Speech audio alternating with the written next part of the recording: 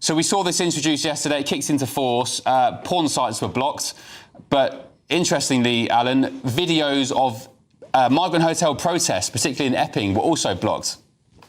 That's right, Ben. And we've also seen in Leeds that there have been images blocked, at least for some people, with captions saying this is due to the Online Safety Act. I think just to take a step back, most people in Britain don't want to see kids doing things with porn. That's completely understandable. But we need to ask ourselves a question. Are we all going to be treated like children? What this is going to mean is that everybody, if they have to prove who they are, that's the first part. So everybody has to get some kind of digital ID to have some kind of digital proof to go online. The second thing is, this is what many of us warned about. Many of us warned about straight away what would happen, because effectively, as well as Ofcom overseeing things, the government, the previous government, has very disingenuously outsourced censorship to big tech in Silicon Valley, which have very different rules to us. And they're erring on the side of caution, because they can get fined a minimum of £18 million or 10% of their revenue, and face up to 2 years in prison. So we've seen in the past, very recently, things in the lockdown files and the Twitter files, how Silicon Valley and others took a very particular approach, a DEI, ESG partisan approach, one that shadow banned and suffocated and censored. Alongside, Ben, what we also saw, the Rapid Response Unit and the Counter Disinformation Unit, one set up by, believe it or not, the DCMS, the Department of Culture, Media and Sport, and the other by the Cabinet, to spy on citizens, to spy on journalists like you and others, to spy and suffocate doctors and others who are just asking questions or saying things.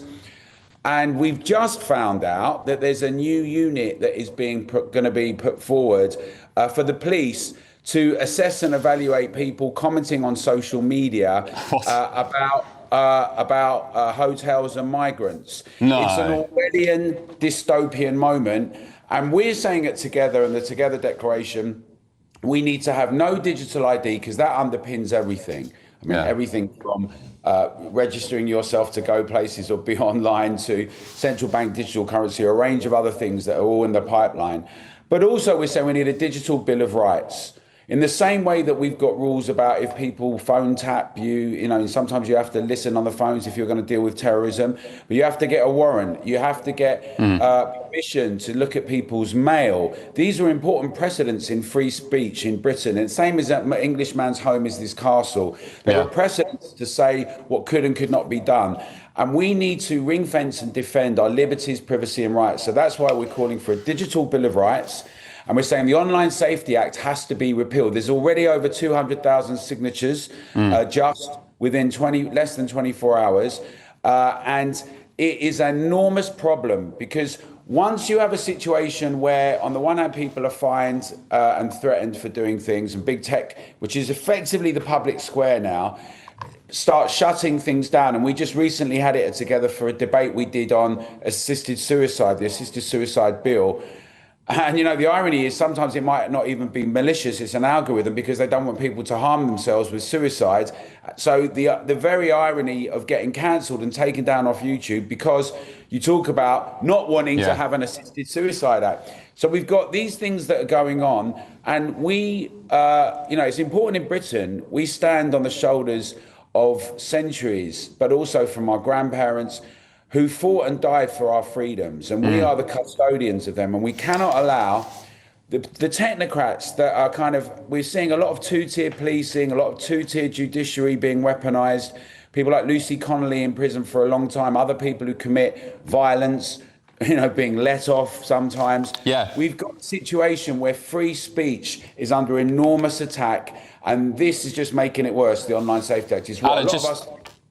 Yeah, sorry, mate, to interrupt. Just very quickly, you mentioned something, very interesting there about a new police unit being set up to scour comments about migrant hotels. What's that about? Yes.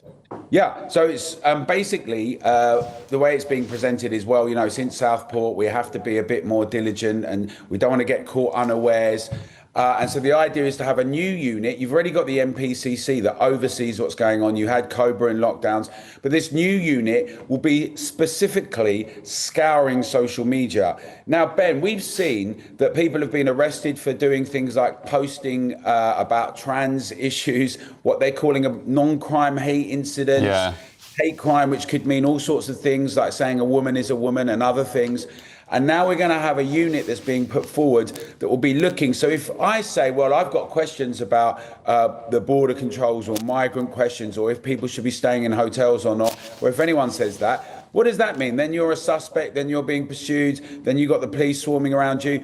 In an age where you can't get the police to come to your house if there's a burglary. It's crazy. Yeah, crazy, so Alan. We're saying to people, we've got to stop this weaponization of the internet and the digital world. Digital Bill of Rights, togetherdeclaration.org. I was about to say, where can people find out more? But togetherdeclaration.org, and you have conferences, you have meetings, you're well organised. Alan, thank you for your company. Sorry it's short and sweet, but really appreciate it.